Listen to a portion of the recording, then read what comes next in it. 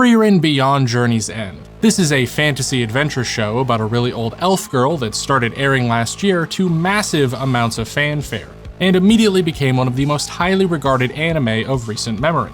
And having watched it while it was airing, it kinda got stuck in my brain, for almost definitely the wrong reasons. You see, on the surface, it's this very simple adventure story with a chill atmosphere that contemplates life and the importance of cherishing your time with other people. It has a very good first 3 episodes, which establish this deep emotional core to the show. It has some very simple and strong themes that nearly everything feeds into, and our main characters and their journey feels like it's heading towards a satisfying, if bittersweet, conclusion.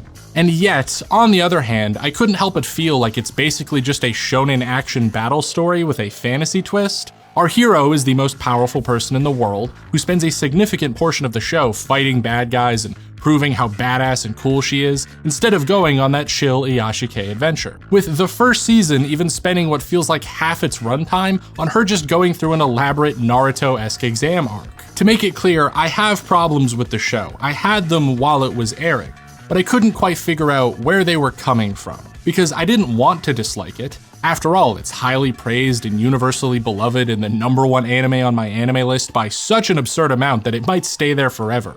Its premise and story is right up my alley. I don't even dislike Naruto's exam arc, and I love powerful One Punch Man type characters and fantasy action. So when I was watching it and it wasn't working for me, I feel like maybe I just wasn't getting it. Maybe there's something I was missing. So I left it alone, and I stopped thinking about it.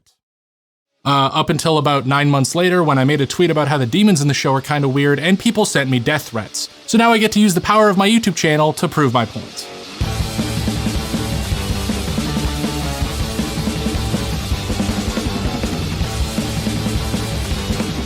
So first of all, spoilers for basically the entire story. I'm gonna talk about just the show for the first part before getting into the manga, but I do need to talk about the manga. It is important to the video. So if you haven't read it, you're probably not gonna wanna watch to the end. If you're unfamiliar, the main plot of Frieren is that our main protagonist, Frieren, is a several thousand-year-old elf who is part of the legendary heroes party that killed the Demon King, who once threatened the entire world. This is something that most fantasy adventure stories of this type build towards over the whole show, and here they do it off-screen right at the beginning. And the actual plot is then about Frieren watching the hero's party die of old age because she's an immortal elf, and then at the behest of her last remaining party member, she takes up a new apprentice and forms a new party to head back to the Demon King's lair, in search for the entrance to the afterlife. Frieren and her new party, Fern and Stark, go on this long adventure that retraces the hero's party's steps, stopping at all the towns and villages they originally stopped at, so we can see how things changed over time, or rather, how Frieren didn't.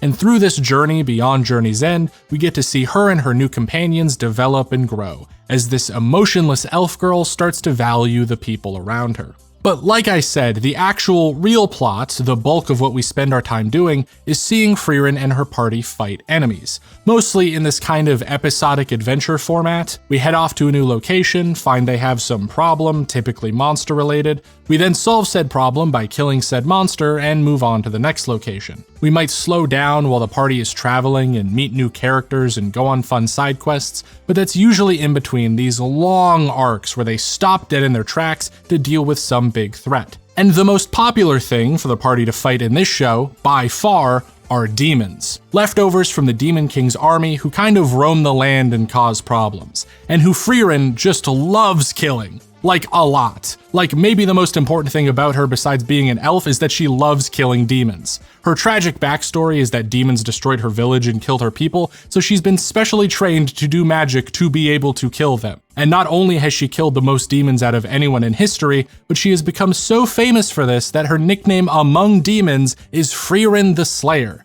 which, if you didn't know, is the Japanese title of the show. 今にわかるわ。早々のフリーレン。So this show is, at least partially, named after this girl's love of killing demons, because demons are shown to be pure evil. They created an army that nearly took over the world after all. They destroyed the villages of seemingly half the characters we meet, and wiped out nearly 1/3 of humanity. They're the main antagonists of this story. They're fantasy villains undeserving of any sympathy, who we're told should be killed without mercy. Or well, we're told that, Demons in Frieren are very strange creatures though, right off the bat, because there is no evil god or dark magic that really created them like in most fantasy settings. They seemingly don't have any connection to divinity at all. They're just a species of creature, same as everything else, and it's even revealed that they're a product of evolution. So the name demon is really the only connection they have to biblical demons. They are monsters though, a vague classification in the story that basically just serves as a catch-all for anything you're not supposed to feel bad about killing.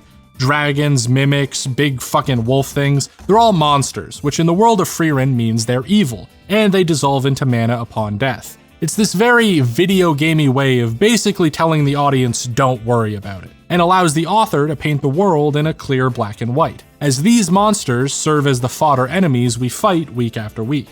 However, even from their introduction, demons are shown to be very different from every other monster we encounter in the story. Most importantly, by being much more intelligent. Dragons are said to be maybe the second most intelligent of the monsters, but they don't really do much to act like it, and things like mimics and beasts are just completely mindless. It is only in demons that we see actual human intelligence, and quite a lot of it. And when we first see demons in the story, you might be surprised to see that they can express emotions and empathy and kindness. They can speak with humans, and quite eloquently in fact. They seem to be pretty dang human themselves.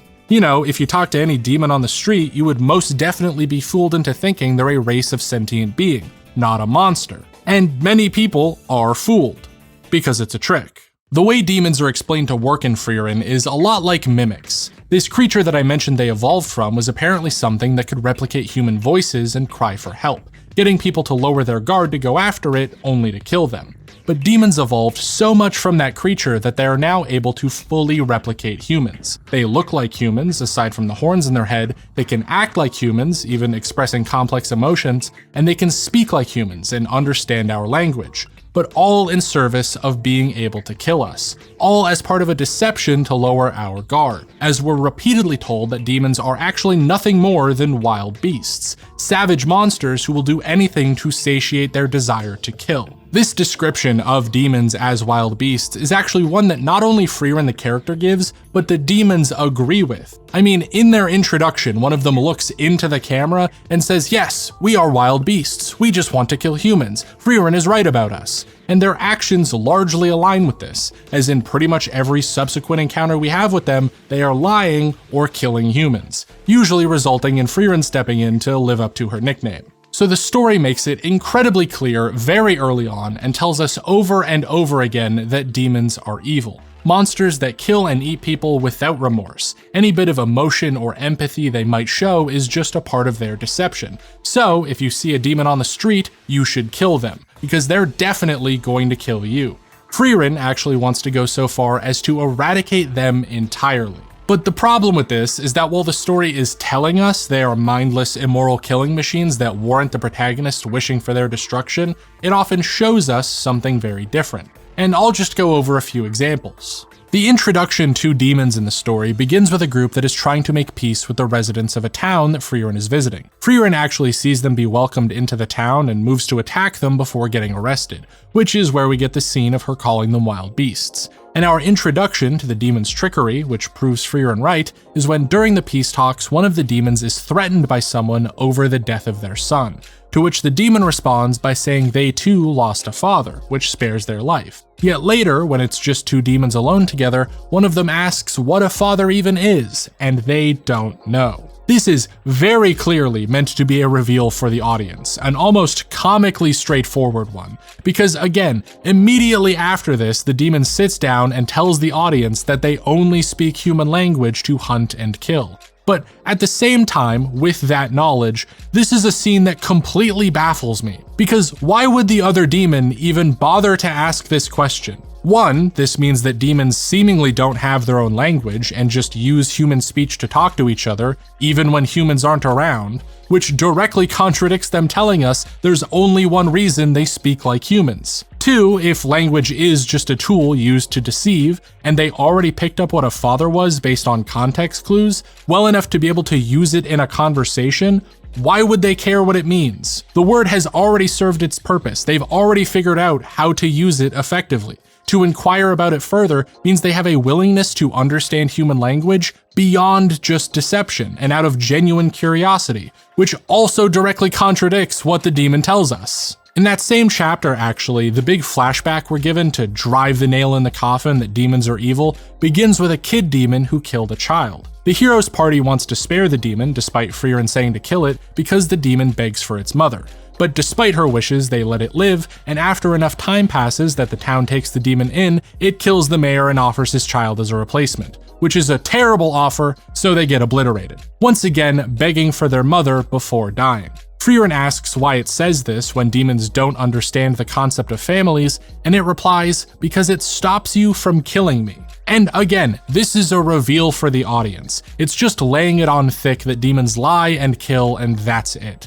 But importantly, it shows they lie out of self-preservation. In fact, that's the most common way we see them deceiving people, begging for their life. Which is also strange because we're explicitly told they are being deceptive by doing this, yet they are genuinely begging for their life. They genuinely don't want to die and are acting afraid of dying in order to not die. But if that's not enough, demons show actual genuine emotion all the goddamn time. They are often described as prideful and arrogant. They feel genuine excitement and anger and shock and fear in ways that cannot be explained by them just imitating humans to get an advantage, as it is so often not beneficial in any way. With demons calling Frieren a bitch or getting mad at her when she kills them, or expressing some emotion when humans aren't even present, sometimes even in their inner monologue. Going even one step further, one of the first big fights in chapter 20, the conclusion to the demons pretending to make peace with the town, ends with one of the demons getting cut in half by Stark, and the other demon crying out their name, which gives Fern enough of an opening to kill them. The way the anime frames it makes it seem like they might just be calling for their ally to help them, but they do cry out after the other demon is dead, while looking in their direction, after it's already been established they can sense when another demon dies. So this feels almost intentionally written like the demon is crying out because their ally died. And it's made pretty clear the crying out is what drops their guard and gets them killed, which looks to me like a pretty clear-cut expression of empathy. Now, you could maybe argue that the demons have just gotten so good at mimicking humans that they do so involuntarily, but if this is involuntary, often completely detrimental, and ingrained within the demons so deeply they even do it when nobody else is around and cannot stop doing it to save their life, then there is functionally no difference between the mimicked emotion and the real thing. Though perhaps the strongest contradiction in the demon's nature is that they do actually have some sense of morality, the one thing you would think they obviously don't, because we're also told that to demons, one's mana level is a source of pride, and almost all demon hierarchies are simply built on who has the most mana. So a technique that Frieren has mastered to be effective at killing demons is to suppress her mana at all times, to appear to have a low amount, to trick a demon into fighting her so she can kill them. It's something she's even taught Fern since pretty much the beginning. This is already interesting because it directly mirrors how demons trick humans with words to kill them, and it comes across as Frieren playing by their rules to get an advantage, literally using that arrogance the demons are described as having against them. But the more interesting part is that when that demon from earlier, the one who cried out at their ally dying, learns that Fern was concealing her mana, they call her a coward. They are visibly disgusted by it.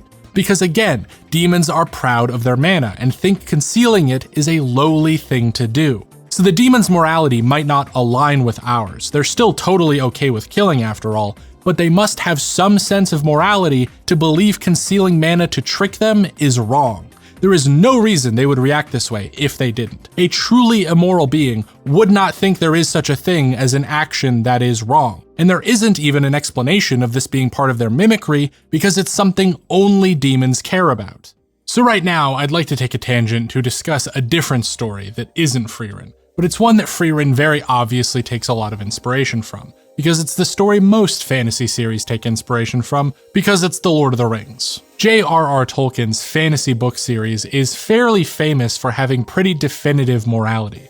Characters that are depicted as unambiguously good or evil, on the side of light or dark. And with this, it portrays some races as entirely on one side, the most common of which being orcs. They are human-like creatures who are bred for war by various dark armies, including Sauron's. They are pure evil, existing only to kill and destroy and oppose the forces of good. Their purpose in the story, much like the demons in Frieren, is solely to be an antagonist to our heroes that they can kill lots of without remorse. However, it's important to note that the evilness of the creatures in Middle-earth, if you really get into it, all come from someone called Morgoth, who is the fantasy equivalent of Satan. And I mean that literally. J.R.R. Tolkien was a devout Catholic and modeled The Lord of the Rings heavily after his own religion. Morgoth is literally meant to be a stand-in or representation of Satan, a fallen angel who corrupts those around him, and is responsible for most of the evil in the world, as the creatures Morgoth and later Sauron control are almost all evil because of this corruption. Basically every evil, intelligent character in the novels, from Saruman to Grima Wormtongue, were not evil to begin with. They've simply been turned evil over time.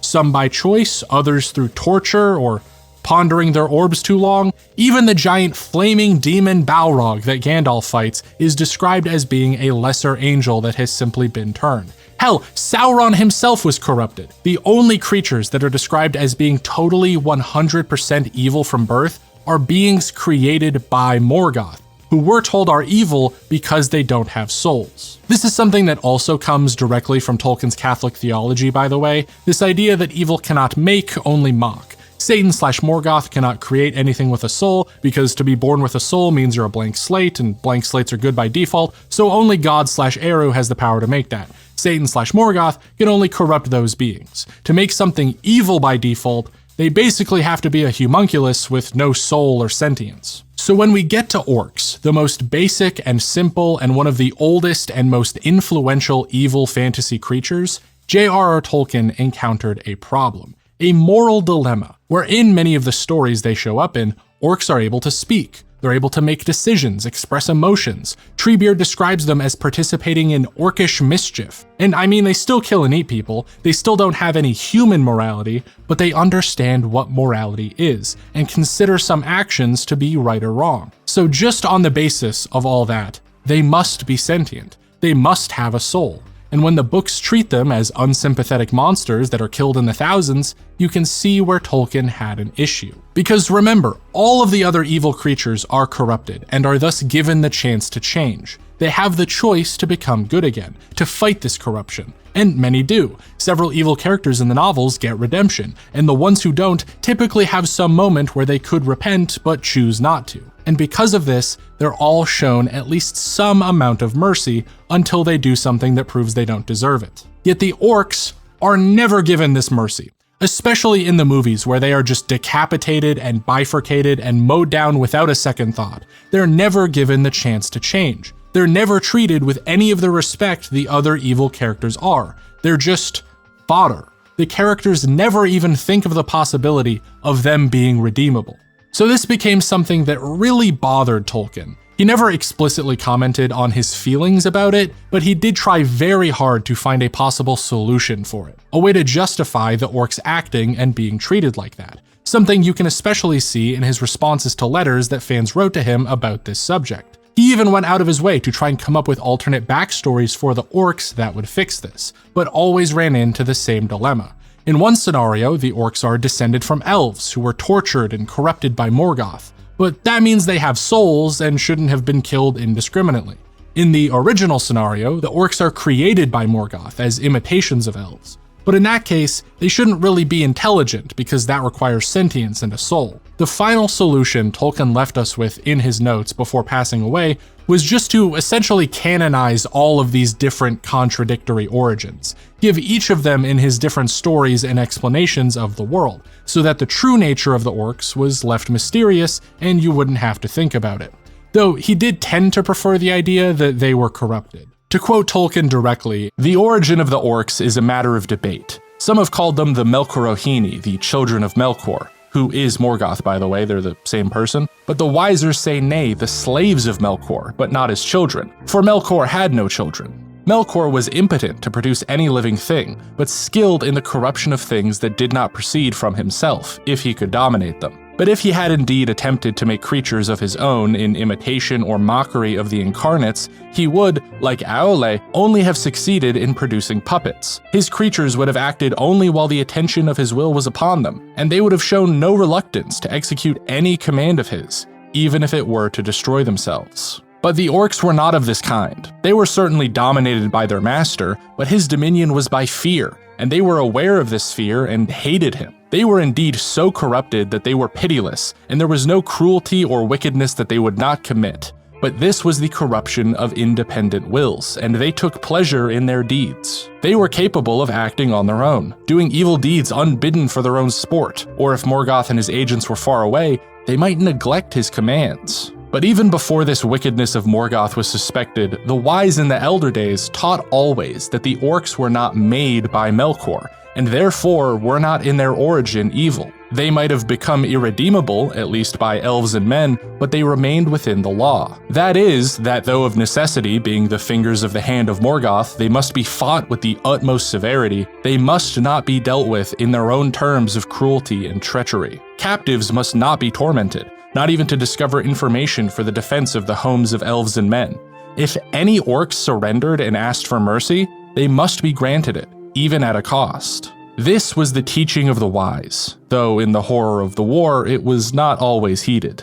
Which, all in all, is incredibly fascinating, that Tolkien, a devout Catholic who was writing monstrous villains for a fantasy novel, couldn't help but think they weren't inherently evil because of the way he wrote them. In a story with a literal evil magical force, even he felt that after inadvertently giving them intelligence and emotion, and thus sentience, they were closer to corrupted men than purely evil beasts. As Christina Fawcett writes in her analysis of Tolkien's morality, as figures of corruption, the orcs are opponents in an ideological battle. While other authors incorporate the idea of groups of goblins as warriors, Tolkien is the first to show the monster in the role of a soldier. The orcs have no choice in their role. They are captured, tortured, and changed. The orcs' actions are not excused by their history. They are still violent, vicious threats to the peace of Middle-earth. Yet knowing their origin does raise disquiet about the fight between the orcs and the other races of Middle-earth.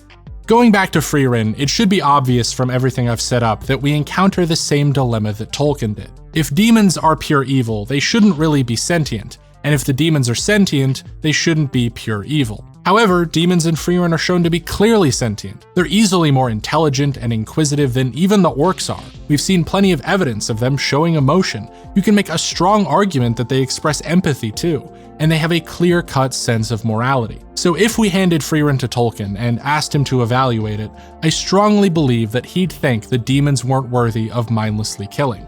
They should have a soul, and any evilness on their part would be due to a conscious choice or corruption, which could always be reversed. Now, a lot of Tolkien's dilemma is based on his Catholic beliefs, his ideas about unambiguous good and evil and the existence of a soul. But just to make things clear, even removing the concept of souls, religion, and definitive morality given by God entirely, which is pretty easy to do because Frieren is a bit more agnostic, the dilemma still applies. Because what the soul means is more important here. Creatures who are sentient and intelligent and capable of morality are said to have a soul because that's what grants them higher consciousness. And any being with that must also have the other aspects of consciousness, the ability to reason, be self-aware, have free will. So removing the soul from the equation, the causes and effects remain. Orcs and demons are sentient, intelligent, and morally capable beings. Therefore, they must be capable of reason, self-awareness, and change. They can't be pure evil because they have the ability to choose not to be. They already have their own system of morality. There's no reason they couldn't adopt another.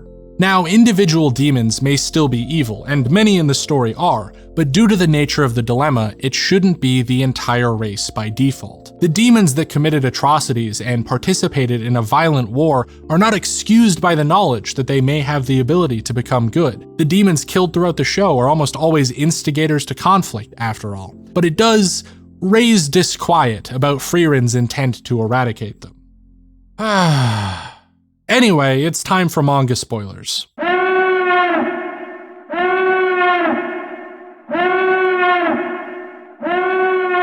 For what we've seen of the demons in the show and what I've talked about so far, there are some serious questions raised, and the manga does directly try to answer these, and has an entire arc focused on the possibility of coexistence between humans and demons. And so now it's time to get into that. Spoiler alert, it doesn't go well. Now, the specific arc I'm talking about is the Golden City arc, or El Dorado as the most popular fan translation calls it. Leading into El Dorado, there are a couple of interesting interactions with the demons we see, most notably being another example of a demon asking a question about the meaning of something. This time, why humans care about their dead, before getting dismissed again. This demon is actually a young child who is shown to be happy and energetic like a human kid, even when humans aren't around. And in an interaction that honestly surprised me, they kill a human, look to their superior with a smile on their face, and say, I did it, master, praise me, and then get cut in half. What the fuck? Why? They think the human is dead, clearly, but they're showing excitement and looking for praise from their superior? A demon, a creature described as this emotionless antisocial murder monster, is bursting at the seams with a desire for approval. It cares enough about this other demon that it wants them to praise them? What? Anyways, we eventually get to El Dorado, and for anyone who hasn't read it, who skipped my spoiler warning, the basic premise is that a powerful demon, Mocked, one of the big boys in the Demon King's army, has turned a city to gold and has been sealed inside it by a magic barrier. Long story short, he was the advisor to a lord of a city who put a bracelet on him, ensuring that if he ever harbored any malice towards anyone in that city, he would die instantly. Yet, he turned the whole place to gold anyways. Curious. Short story long, we spend several chapters exploring Mocked's memories, where we learn that demons do not actually know what the concept of malice and guilt even are. Mocked says he understands all the other emotions, fear, anger, sorrow. This is what helps confirm demons feel these things for real, by the way. But malice and guilt are just completely foreign to him, as they are to all demons. So Mocked starts devoting his life to finding out how to feel them, because he considers himself a pacifist who just wants to coexist with humans. Yet, the way he tries to learn what emotions are is just by slaughtering villages and getting kids to kill each other in front of him. This eventually leads him to become the right-hand man of a corrupt lord, who becomes his best friend, since they both openly consider themselves evil and think they can learn from each other. And he serves this lord for many years. It takes 20 before someone even thinks to put that bracelet on him. But eventually, after feeling like he learned everything he could, Mocked turns the town and his best friend to gold anyways, just to see if he feels something. He doesn't. During this, it is explained by a demon that demons do not feel malice or guilt because they've evolved to hunt and kill humans. So killing humans is in their instinct, and feeling empathy isn't, because if they felt bad for their prey, they would go extinct. And this is coupled with the idea of convergent evolution, that demons evolved to be similar to humans but are in fact so distant as to be alien to us. Just like how an orca and a shark might look and act similar even if one is a mammal and the other isn't. As they say, for a demon to try and understand human emotions would be like trying to understand the inner workings of an ant. And because their primary instinct is to kill, to search for coexistence means to endanger humanity. The closer a demon gets to humans to learn more about them, the more of them they'll end up killing, because they just can't help it. Even Mocked just destroyed an entire town on a whim. So at the end of the arc, when Frieren faces off against him, she tells him that even if it were possible for demons to learn to coexist, it would take so long and leave so many people dead that it wouldn't even be worth it to pursue. Frieren couldn't let it happen. It's effectively not an option. As she tells us, the Demon King himself wanted coexistence too, and that's what led to 1/3 of humanity being wiped out in the first place. So this changes basically our entire understanding of the demons. Now the question of evil is fully shifted from any kind of magic or divinity towards essentially biological determinism, the idea that they're programmed to act this way and don't have any way of stopping it. Demons are born to hunt and kill, and it's so deeply ingrained in their alien nature that that's just how it is. They're not evil out of malice, just out of instinct. And I've seen people argue that morality shouldn't even be applied to the demons at all because of this, the idea being that a predator without empathy doesn't even know what they're doing is wrong, so they can't be evil. The specific line I've seen used being, they're like a house cat killing mice. But I'd just like to remind you, unlike a house cat or a tiger or a bear or whatever, demons are intelligent enough to understand how their actions affect people, and they already have an understanding of morality. That's the most important part here. They have a concept that you can do something wrong, because that's how they view Frieren's trickery. They just don't understand that killing people is wrong. They do not lack morals, they just have a hard time adopting ours. Also, just because I've seen so much of it online, evil does not have anything to do with maliciousness. The fact that they feel no malice towards the people they kill means effectively nothing. By human standards, and the standards of the story, killing innocent people is morally reprehensible. It is an evil thing to do and to be okay with doing. The emotions you did or did not feel during, be damned. And they do it even though they don't have to. The story brings up multiple times that they don't need to eat humans to survive. Frieren even all but calls this an excuse when a demon says that's why they killed someone. Oh, and by the way, the manga does drop basically every other pretense that they're wild animals during this arc. I mean, throughout the whole thing, they're emotional and empathetic towards other demons, like, the entire time. Here's a demon being sad their friends are dead and helping another demon because he reminded her of them. Here's a demon saying they use fear to control other demons. Here's a demon doing a fucking yandere smile because they just love fighting so much. Mocked when he dies, goes and visits his best friend for no other reason than because he misses him. I'm just gonna stop considering this a point I even have to argue, because it should be obvious by now. But as you might guess, even after changing our understanding, we haven't changed or solved the dilemma at all. Shifting the demons from the classic interpretation of evil beings created or corrupted by some dark force to what are essentially sociopaths with a serial killer gene doesn't change that they're beings who we're told are wholly irredeemable because of this, even though they can think logically and understand morality and all that. We're just told that doesn't matter. They can't. Their intentions don't actually mean anything, because their nature is to be evil, and even if they try to overcome that, that will just result in them doing more evil. The story is still claiming every single demon is unworthy of mercy, and Frieren is in the right for wanting to eradicate them. She knew about the demon's desire for coexistence all along, after all. This isn't even a revelation for her. She doesn't care if there's a chance they might change. She wants them all dead before that can happen. And the story never elaborates on why this change is so difficult. It tells us it's difficult, that they just can't fathom empathy and not killing, and that they'd kill every human before they got anywhere, but it just defaults back to it being in their nature, which is apparently something they cannot overcome, even though humans and other races clearly can. Frieren's entire journey is about learning to connect with others emotionally, even though that's not in her nature as an elf. That's literally what the story is about. But with the demons, it just repeatedly says, it can't be done. That's just the way it is, and you'll never know why, because they're aliens, so we'll never understand them.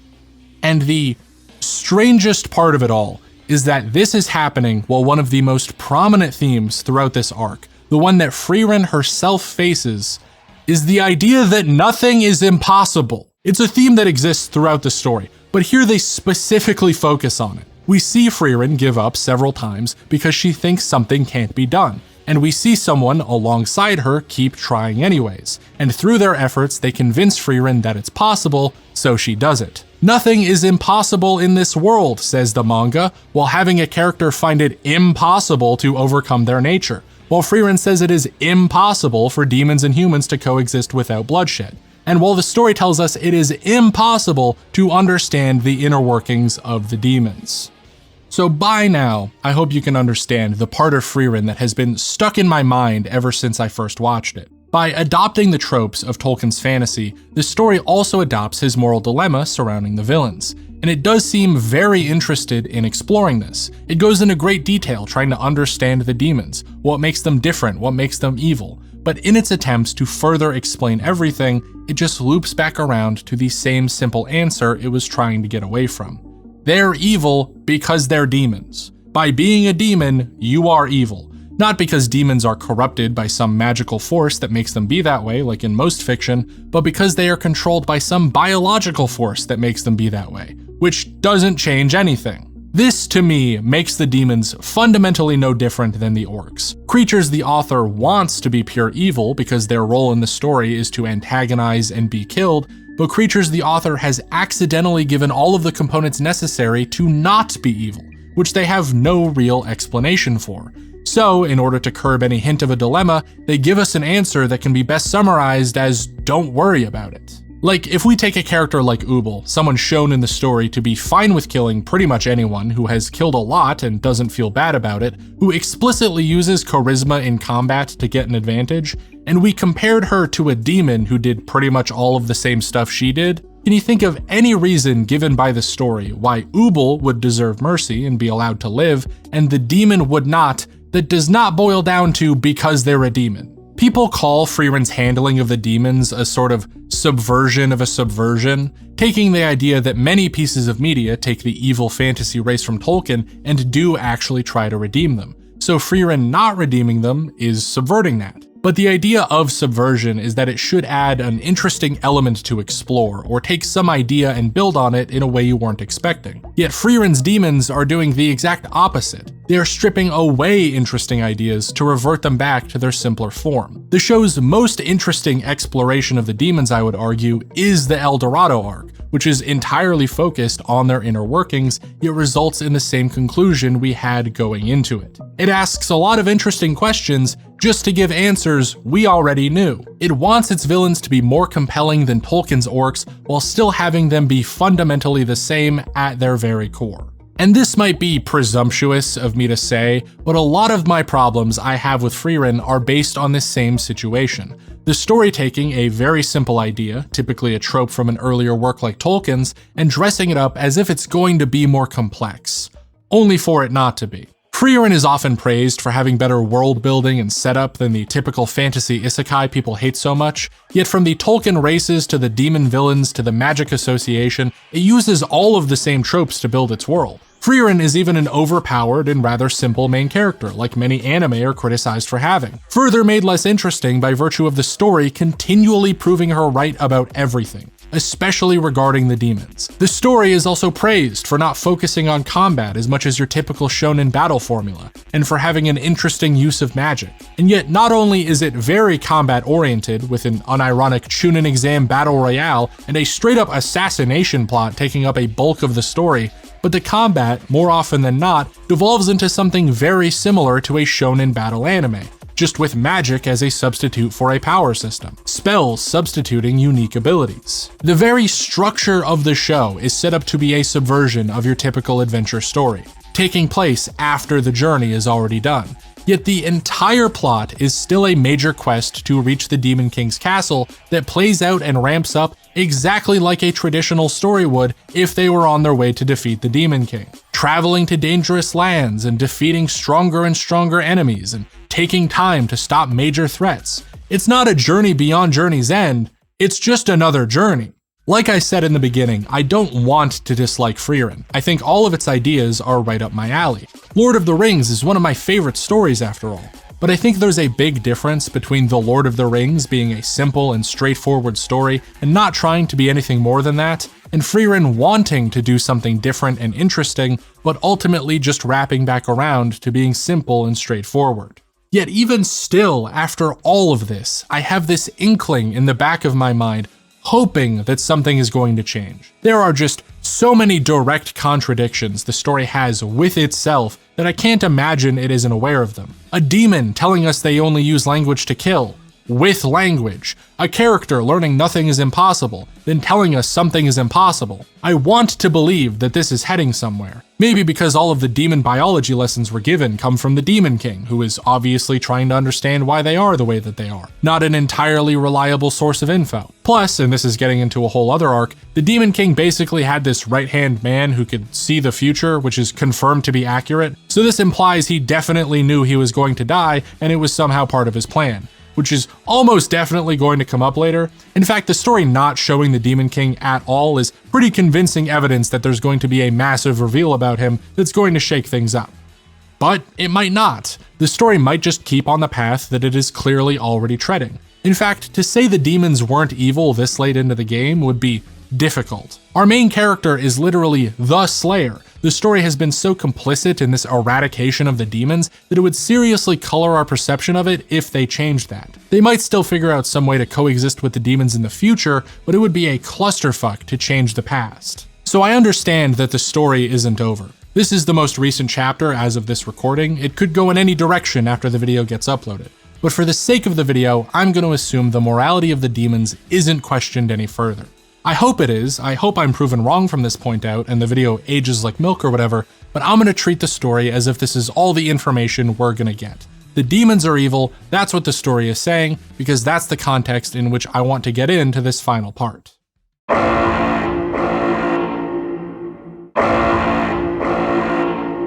You see, a while back, Frieren was trending on Twitter, and so I tweeted about pretty much what I've been talking about this whole time. The demons in Frieren are shown to contradict their supposedly evil nature so much that I expected the story to subvert it, and I was disappointed when it didn't. I didn't bring up anything about Tolkien's dilemma, but I did reference the biological determinism in a way that I thought got the point across.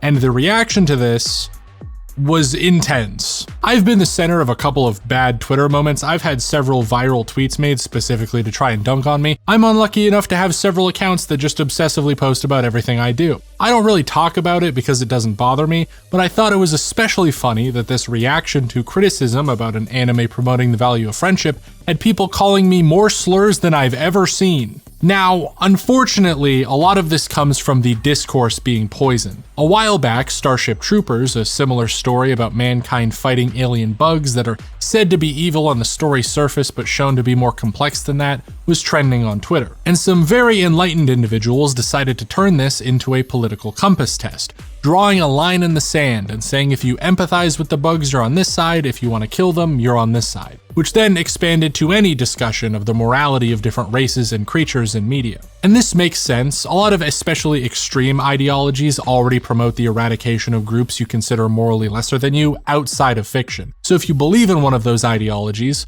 well, you'd want to agree that the characters in Frieren or Starship Troopers should do just that, regardless of the facts of the story. Which is why these stories have picked up rather large followings from these crowds. But unfortunately, this has just completely bulldozed any meaningful discussion on topics like this for a lot of people, since the desire to stick to a side for political reasons overrides everything else. When my tweet reached a wider audience that included people with these ideologies, they were never going to engage with the contents of the argument. They just wanted to represent their side of the aisle and performatively attack the other side. Which is whatever. Again, I don't care about being called names. It's pretty easy to dismiss someone responding to your argument in this bad of faith. But what really got me, what actually made me kind of upset, was just the surprising amount of people responding to my tweet by essentially saying, "No, what are you talking about? The demons are unquestionably evil. Here's a panel where they say so. Here's the logic justifying their evilness." This was far and away the most common opinion I saw, the vast majority of the response to my tweet, outside of the bad faith insults, being disagreements with specifically my questioning of the story's logic, like me bringing up the contradictions was the worst thing I said. And this truly made me feel insane, like actually insane, because after going through the whole story, these contradictions were so obvious to me, I didn't know how someone else wouldn't pick up on them. That's why I spent so much time in this video going through them. But more than that, I didn't understand why people thought these explanations invalidated my criticism. Let me explain. Here's a question: why are the creatures in Frieren called demons? If you've even glanced over the anime or manga or just gotten this far into the video, it should be pretty obvious that there's actually two answers. The first answer is the in-universe one. We aren't actually given one, I believe, but you could easily say it stemmed from some word in this universe's historical language. Maybe it means man-eater in Elvish or something. I don't know. But the second reason, the out-of-universe one, is that demons in fiction, since the Bible, have been considered the most broadly recognized holy evil creature. So you call your creatures demons to denote that they're evil. These two types of answers to a question about a fictional space can be pretty much applied to anything. I just call them in-universe and out-of-universe, but another name I like is the Watsonian and the Doyleist, because in Sherlock Holmes, written by Sir Arthur Conan Doyle, Dr. Watson is described as having a war wound that is sometimes shown to be in his shoulder, sometimes in his leg. The Watsonian answer, the one that Watson would give, is that he must simply have two wounds. The Doyleist answer, or the one Sir Arthur Conan Doyle would give, is that he forgot where the wound was while writing. So, fun fact, if you ever wanted to know where the word orc came from, Tolkien, being the language nerd that he was, actually wrote extensive Watsonian answers about the history of the word in Middle-earth, and how it's pronounced in his different languages. But he also gave a rather blunt Doyleist answer. Orcs, the word is, as far as I am concerned, actually derived from Old English.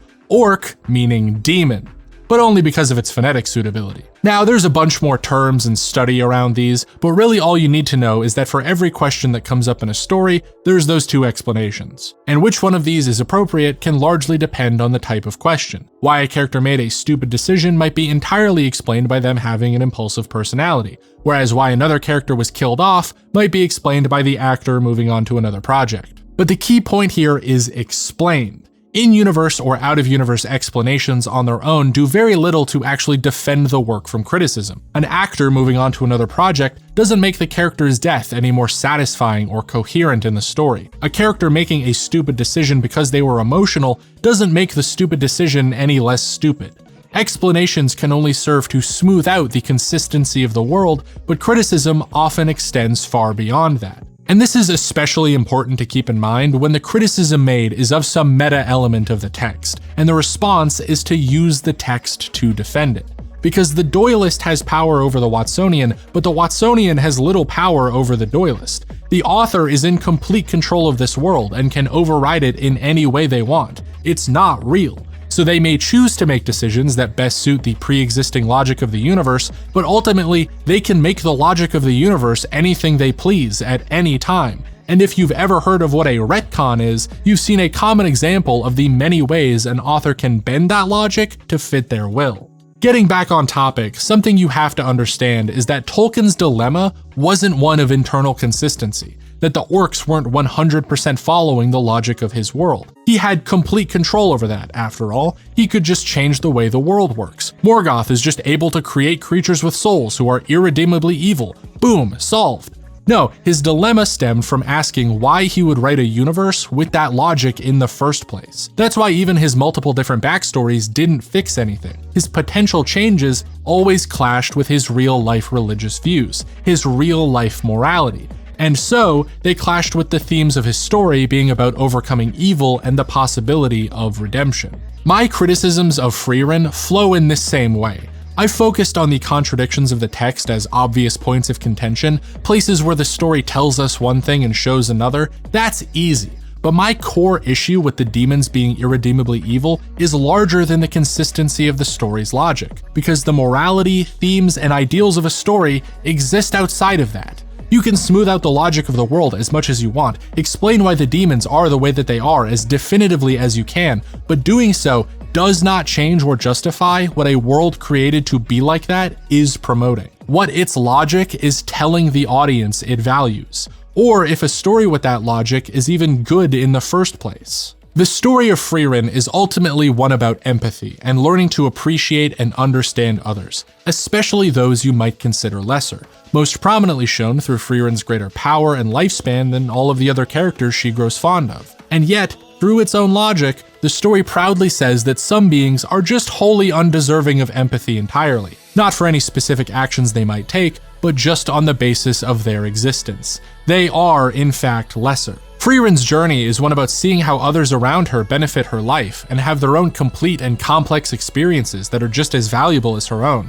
And yet, through its own logic, the story says that the experiences of some beings are just completely worthless, by virtue of them being born as something that can only cause harm. A story about how anyone can overcome their own limitations, even those imposed by the nature of their birth, and how they can always achieve the impossible, repeatedly shows us characters that it says will never do so, no matter how hard they try. And that really sucks.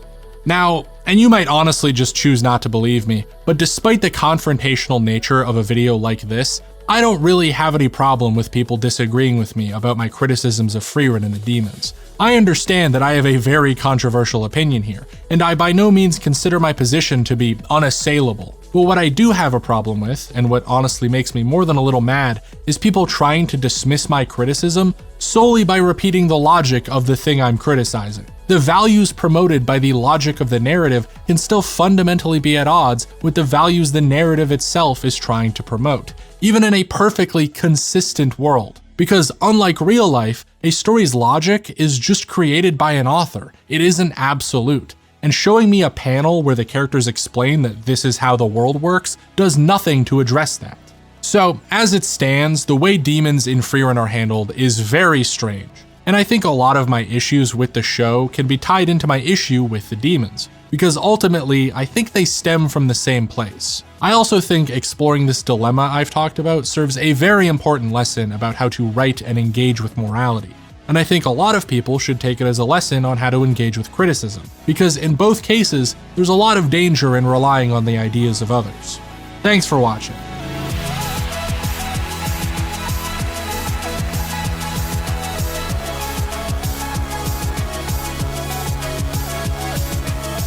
Dear Mr. Hastings, thank you very much for your long letter. I am sorry that I have not the time to answer it as fully as it deserves. You have at any rate paid me the compliment of taking me seriously, though I cannot avoid wondering whether it is not too seriously or in the wrong directions. The tale is, after all, in the ultimate analysis, a tale, a piece of literature, intended to have literary effect and not real history. That the device adopted, that of giving its setting an historical air or feeling and an illusion of 3 dimensions, is successful seems shown by the fact that several correspondents have treated it in the same way, according to their different points of interest or knowledge, i.e. as if it were a report of real times and places, which my ignorance or carelessness had misrepresented in places or failed to describe properly in others. Since the whole matter from beginning to end is mainly concerned with the relation of creation to making and subcreation, and subsidiarily with the related matter of mortality, it must be clear that references to these things are not casual, but fundamental. They may well be fundamentally wrong from the point of view of reality, external reality, but they cannot be wrong inside this imaginary world, since that is how it is made.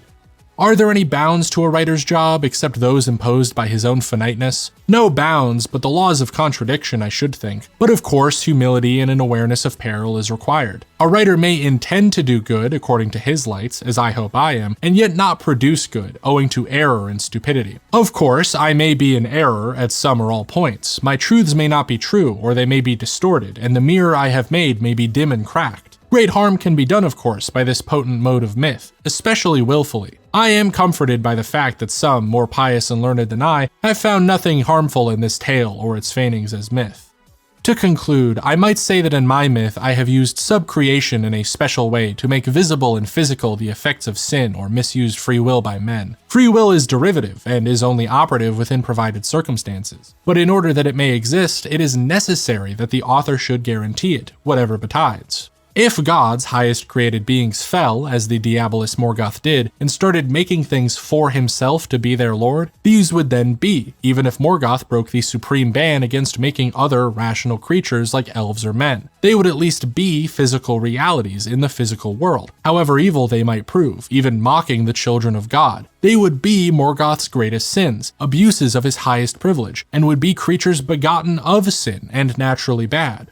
I nearly wrote irredeemably bad, but that would be going too far, because by accepting or tolerating their making, necessary to their actual existence, even orcs would become part of the world, which is God's and ultimately good. But whether they could have souls or spirits seems a different question, and since in my myth at any rate I do not conceive of the making of souls or spirits, things of an equal order if not an equal power to the Valar, as a possible delegation, I have represented at least the orcs as pre-existing real beings on whom the Dark Lord has exerted the fullness of his power in remodeling and corrupting them, not making them. That God would tolerate that seems no worse theology than the toleration of the calculated dehumanizing of men by tyrants that goes on today. Now, you will reasonably say I am taking myself even more seriously than you did, and making a great song and oration about a good tale, which admittedly owes its similitude to mere craft. It is so, but the things I have scribbled about arise in some form or another from all writing or art that is not careful to dwell within the walls of observed fact. The draft ends here. At the top, Tolkien has written, "not sent," and has added, "it seemed to be taking myself too importantly."